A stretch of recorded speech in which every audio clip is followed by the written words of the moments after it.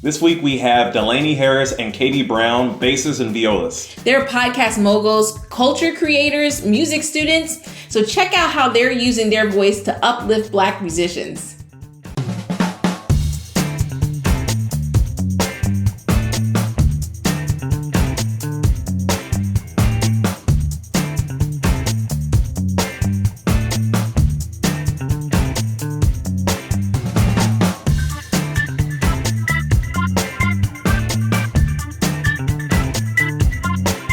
My name is Artina McCain. My name is Martin McCain. And we are here to help you build your best musical life through transformational interviews, performance content, and educational tips.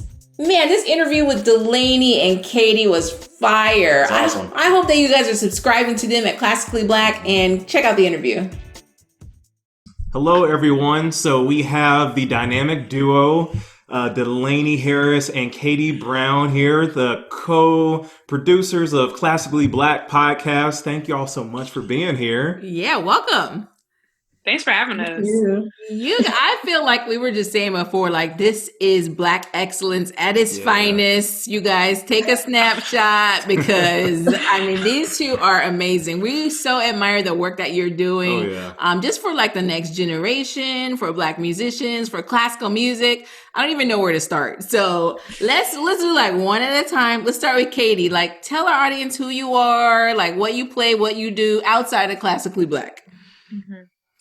Hi, everyone. My name is Katie Brown. I'm from Evanston, Illinois, which is a small suburb outside of Chicago. I play the viola. I started playing the viola in my elementary school's music program. Liked it, stuck with it. I studied music education at Illinois State University, which is in the middle of the state.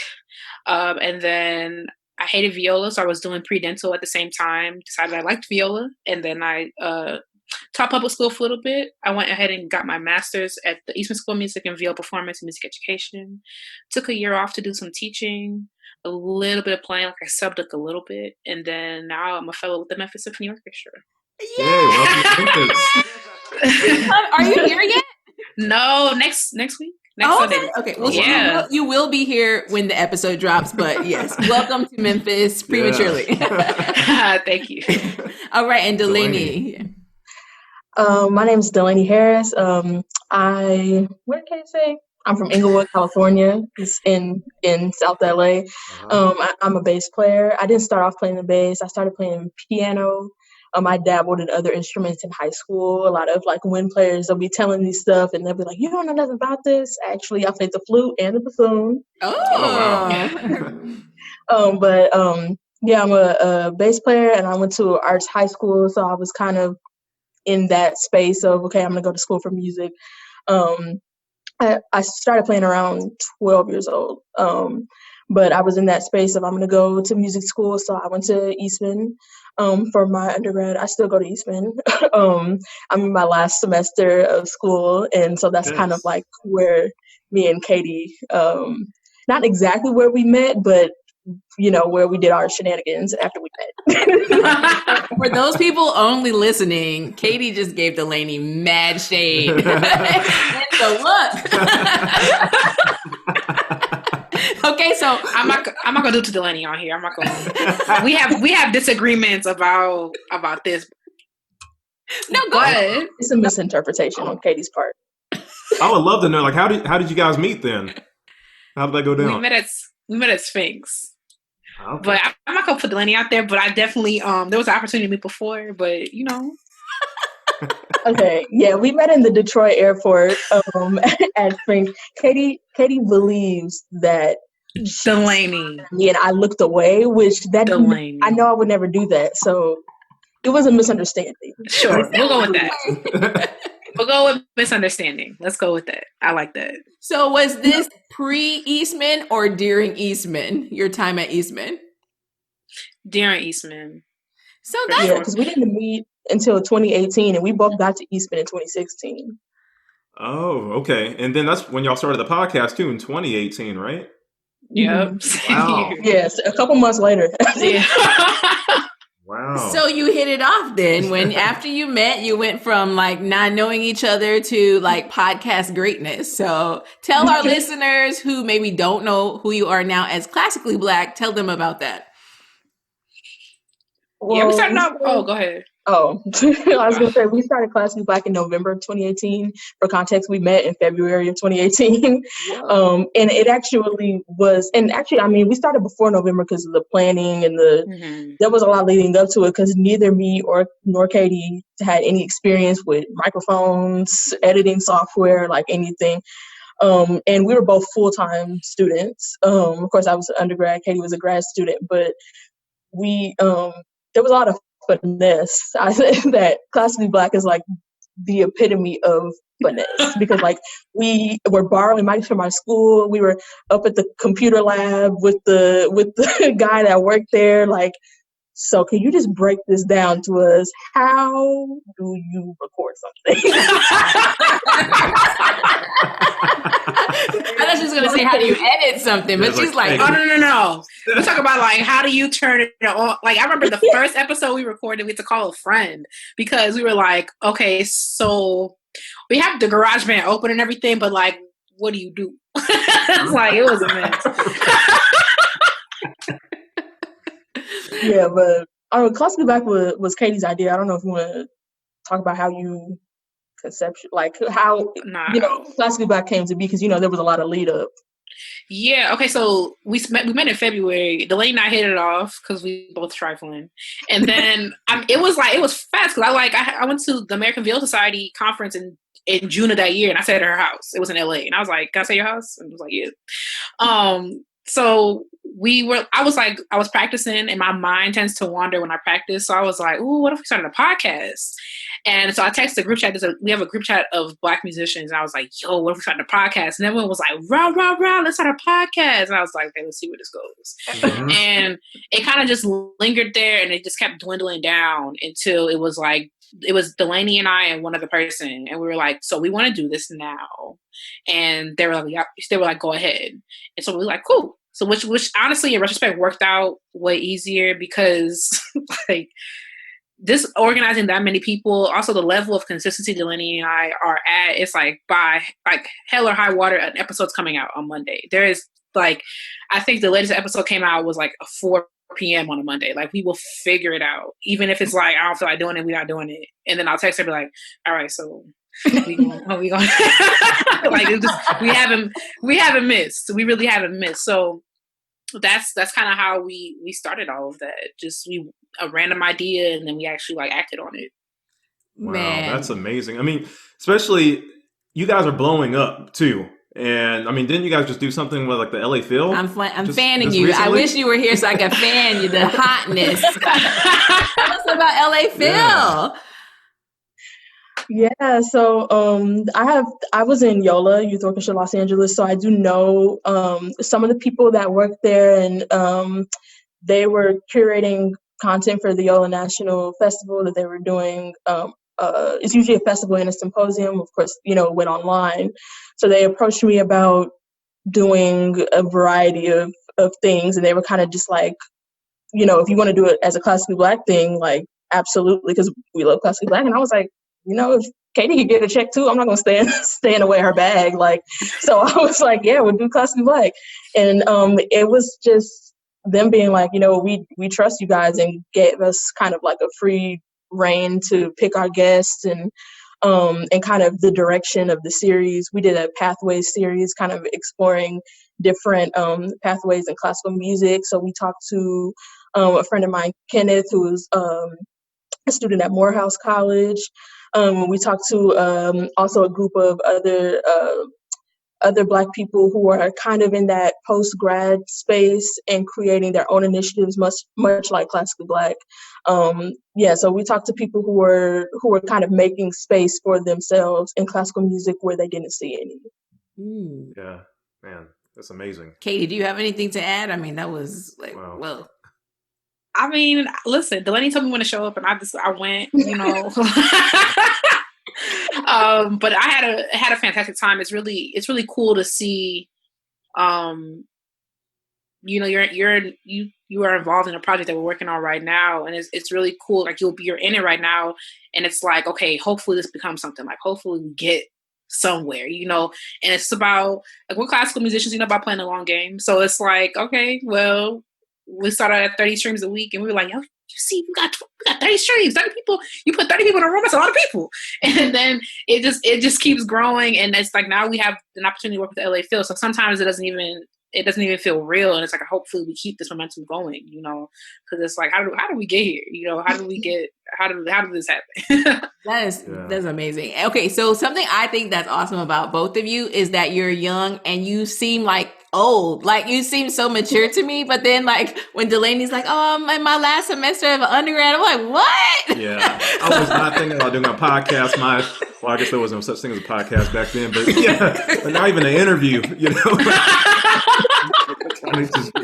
Yeah, so I have like so many questions around that. So first of all, I love what you were saying, Delaney, about making space where you didn't think there was any. And like, what do you see from your colleagues who are in school? Like, do you see them doing that? Or do you see yourself as kind of like somebody who's like actually creating paths for other people? Or are there anybody else on your path? Because I just see your path as blazing. Mm-hmm. So like, what is your, you know, as somebody who's actually in school as an undergrad, what do you see your peers doing to make space?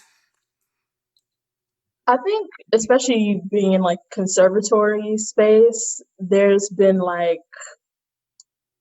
kind of culture of like just practice, practice, practice, you know, and sometimes people are not even thinking about what's on the like periphery. Like it's just like, I'm gonna play in tune, I'm gonna play with my metronome, like, and that's it. When I realized that there was really so much more to music for me, because I, you know, grew up in a very like, you know, I went to a Black school in a Black neighborhood, a Black church, all that. So I was like, I need to find space for this in like what I do. And I think that music being such an individual art form, it kind of doesn't lend itself to people, you know, thinking outside of the practice room. And I think that some people are afraid to do that because it seems like you're sacrificing a lot. And I've definitely been in that headspace of like being a student and thinking like, am I practicing enough? Am I doing too much stuff for Classically Black? Am I doing too much stuff for the Black Students Union? Like, I think it's a balance that a lot of people might not necessarily take the time to find, and they may not feel like they can. That's good. Wow. Yeah. Katie. I mean, I definitely resonated with a lot of what Delaney said, simply because like it's hard to do other things and be a classical musician just because of, not saying that other art forms don't need, you know, refinement, but like we are all the same here. We know that it simply takes a lot of time. But one thing I think, I don't know, my peers there are some people who are on that practice track, but basically a lot of my peers, if not all of them right now, are Black musicians. I can't think of one who's just on the straight path to I simply must be an orchestra. I mean, there's people who like me have that desire, but there's not one person that's their only path. And I think that's really important, because I think it's easy to box yourself into being one dimensional as a classical musician because of it just requires time. And how I balance that, I love doing things that are not viola. That's just been my kind of thing the past couple of years. Like, what can I do that I won't hurt myself? Like, my cousin was teaching me tennis the other day.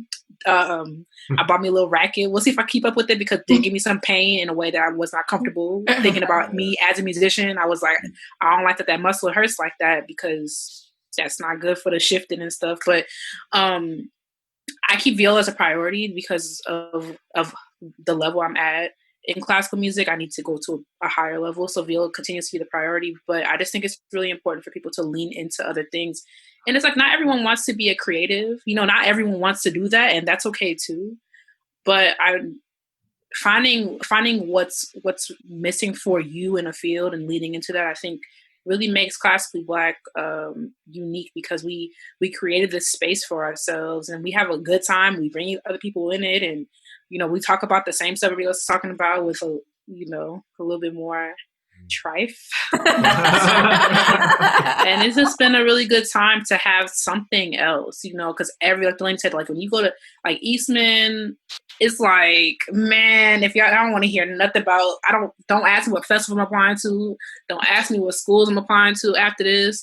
Don't ask me, like, are you asking me, do you want to go get coffee or I got to practice? Like, it's just everybody, that's all they think about, which is like, yeah, you paying all this money to think about that. But also it's like, it can make you be like, oh, this is all I am, Yeah. That really resonates with me because I always try to tell my students, have other outlets besides music. I was the weird undergrad. I was in the music building, I was practicing, but yeah, I was involved with my fraternity. I was on student government, and I feel like that gives you like a broader perspective too when you're, you're taking your craft seriously, but you do have an outlet of other things. You know what I mean? But, yeah. And I think especially like pandemic times, I think everybody's like, oh, how can I diversify? Right. And it's so awesome that you guys, actually you're the last people I saw at a performance before the pandemic. Right. That you actually were doing that before. It was like, oh, I need to go out and get something else and make space for myself. So I think that's really awesome too. Yeah. So one other classically Black question, I promise we'll move on. So how do you feel like the support system has been from your teachers, like at Eastman, like while you were in school, or other teachers, or do they not even know you guys do this? Are you like these whole like ninjas, like out here in the world, you're classically Black, and then you go and you're like, oh, I play the viola and the bass. Code switch. Right, total code switch. Well, they do know. I think both of our teachers know that we do classically Black, because we're friends with them on Facebook and all that kind of stuff. And I've gotten, support from my teacher. He thinks it's great. But that little voice is always in the back of your head. Am I doing too much classically Black stuff? Because, they will ask you in a lesson, like, so how long does it take about how much time do you spend on classically Black per week? It's like, I know why you asking me that. That shit wasn't in tune. That's funny. So, there's that, but for the most part, it's been a lot of support. That's awesome. Yeah, I have to say the same thing. Mr. Taylor would be watching on Facebook, not saying nothing, but wait till the lesson comes, see how. But I haven't. He's asked like how much time does it take, but I'm not in his studio anymore, but I didn't fumble the bag enough for him to be like, so let's talk about classical Black and what we need to do. So thank God for that. And I don't know if it's because, I went to lessons prepared, of course, but I try not to, like I said, I kept viola the priority. It's like, it must get done.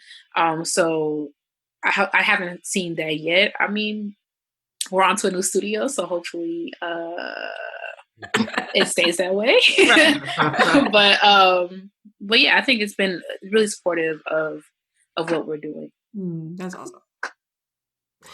Okay, so we're moving on now. So, okay, let's talk about playing and performing and maybe outside of like other aspirations you have. Obviously, you're podcasters and stuff, but what do you guys want to do like as far as like with your instruments? Like you both said that you keep that first. So what is sort of your long-term trajectory as musicians?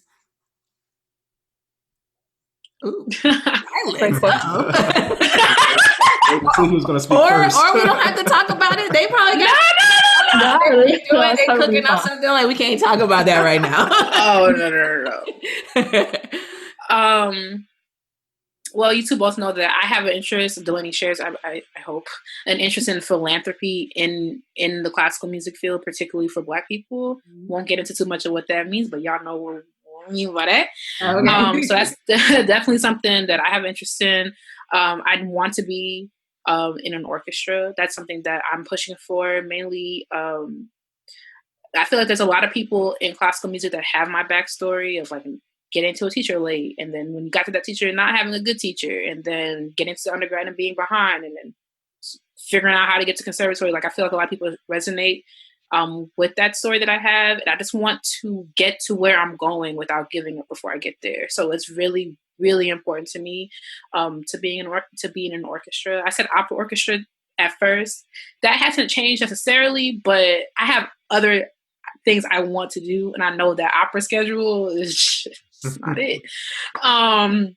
So that's something that I definitely see myself doing. I have other interests outside of classical music. Like I have like a little vegan thing going on, and I I want to keep that going. Sharing videos, making veganism more accessible to people. So those are kind of like my main things right now. But I just want to just be fulfilled as a violist, and I think at this moment in time, that's for me to be able to have a section viola position. Nice. Yeah, I think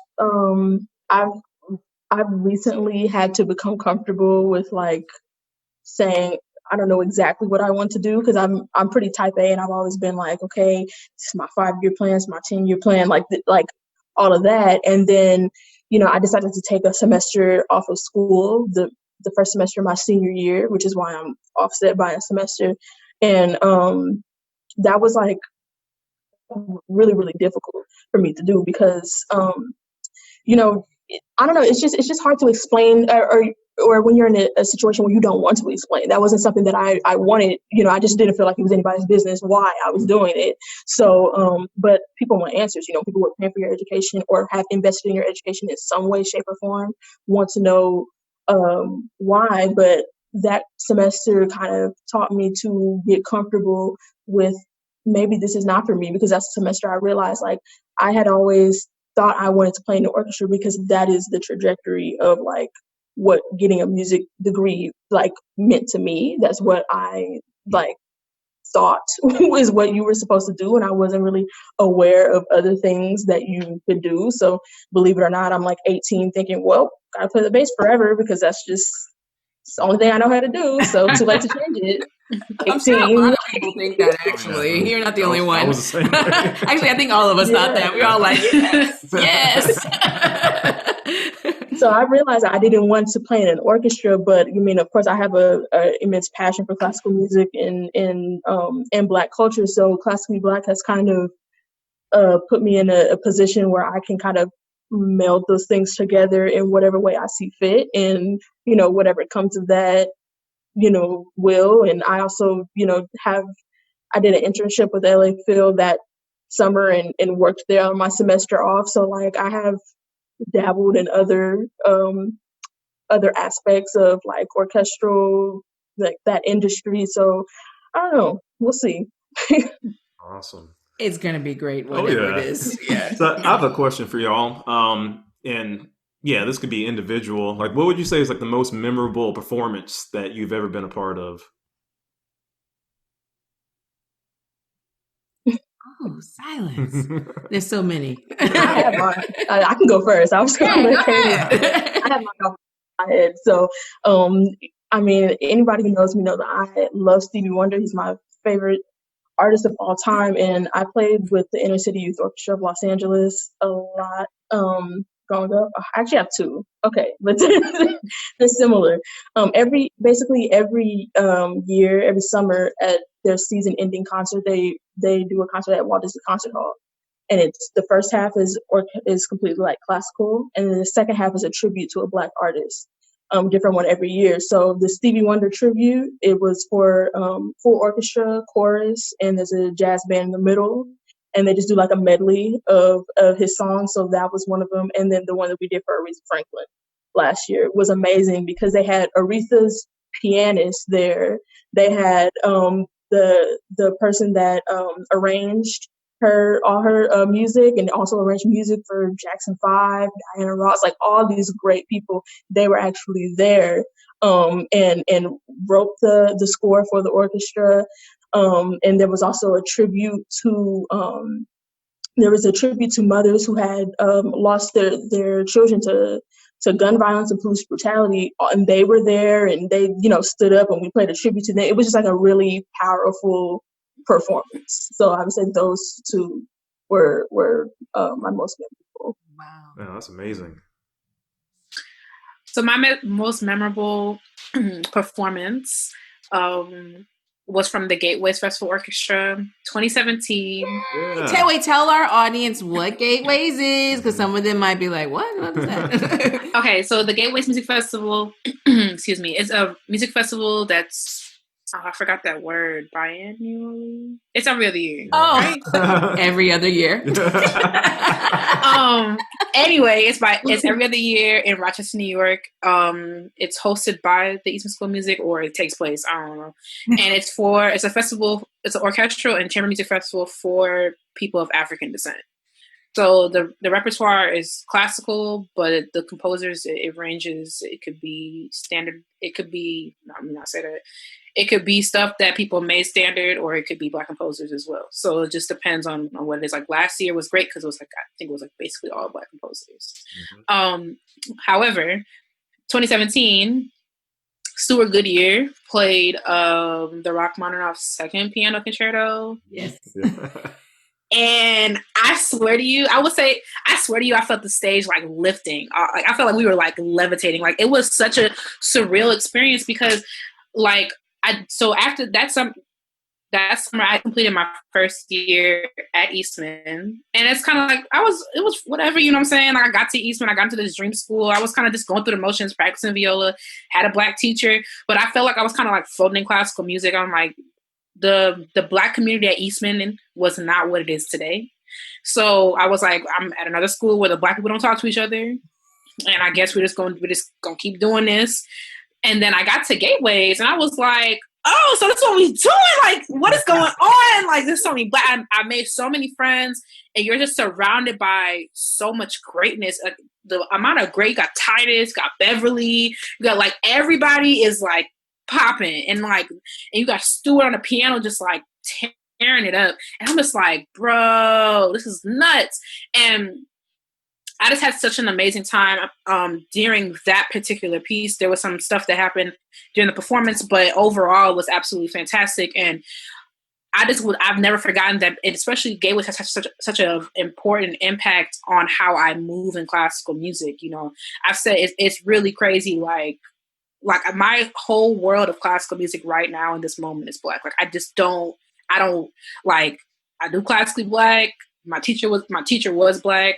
Like I had Black kids. Like I just, you know, and it was such a shift for me because I was like, I spent so much time thinking that I was the only one, and to shift to being like, well, and also it just changed the way I interact. Like that's like the next year, you know, 2 years after that, it's like Classically Black. A year after that, I guess Classically Black happened, and it's because like that was Jasmine Decan's first year of undergrad, and I went up to her. I'm like, hi, my name's Katie. Let's be friends. What we doing? What's going on here? Like just being like, I want to keep Gateways going, especially like to have that experience at Eastman. You know, I hated that was the best I felt, most comfortable I felt at a school that I've been at all year.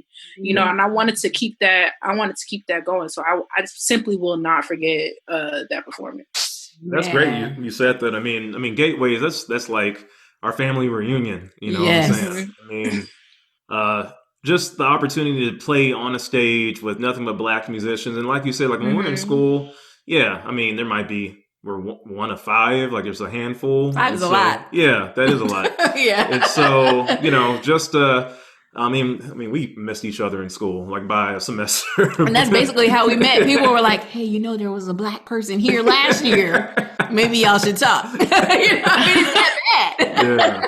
But yeah. Oh, no, go ahead. No, but I mean, Gateways is a great thing. So I'm looking forward to the next one. Yeah, it's such an affirming place for classical Black musicians. And Katie, I'm jealous because you're like, everywhere you go in classical music is Black. That's definitely not how I move in this space. So I feel it's gonna be a bit of an adjustment. I think so. I mean, that's not even true because you know what? I did have white professors at Eastman, but it's like I'm not gonna say that on here, but it's like my world, like my people were, you know, that's how it was. Wow. And actually, Martin, I was listening to last week a recording of Amen, and I was like, oh yeah, that was fun. That's him. I was like. Because I did a camp and we had to explain. Every teacher had to do a hangout. So I did my little hangout. I had my pieces or whatever, and I was like, I know everybody on the stage. And I was like listening to the opening. I was like, oh, the trombones did that. Like, wow, like that piece is crazy. Oh yeah, Carlos Simon. He's that piece is crazy. This is bass trombone royalty right here, in case y'all don't know. Like. And drop the mic. Man, that's awesome. Well, we definitely want to keep this conversation going. I mean, when this episode will drop, obviously there's been a lot of racial turmoil, and I think you guys are like, especially in our field, like some of the leading voices speaking out about what Black people can be in this field, what it could be like in this field. And I just want to commend you for that. And I hope we need like a whole episode just classically Black to just talk about being Black in classical music. But anyway, so tell them, where can they find you individually, together? Just like drop all your tags. Yeah, so you can follow us on Instagram at Classically Black Podcast. Same thing on Facebook, Twitter. You can listen to us on SoundCloud, Spotify, Apple Podcasts, anywhere you can get podcasts, we're there. And we've got a website coming soon. So dropping things on our episode. I like that. And then, do you guys have anything coming up soon that you want to talk about, or not yet? Should they wait for the site? Yeah, just be safe. Yeah, just be safe. Yeah. Okay. Sounds good. Yeah. Well, y'all, thank you so much for taking the time to talk with us. This has been amazing and inspiring, and all that good stuff. And hopefully we can see y'all, soon again. We'll see Katie. Oh yeah, you're moving to town. Yeah. She's gonna be in Memphis. Yeah. Oh yeah. But we gotta do the McCain duel. We talked to Artina, but we gotta do the McCain duel. We gas all the time. It's like it's nonstop gas to the McCain duel on our show. And we won't even talk about y'all's memes. Y'all's memes have literally changed my life. Oh my God. Yeah.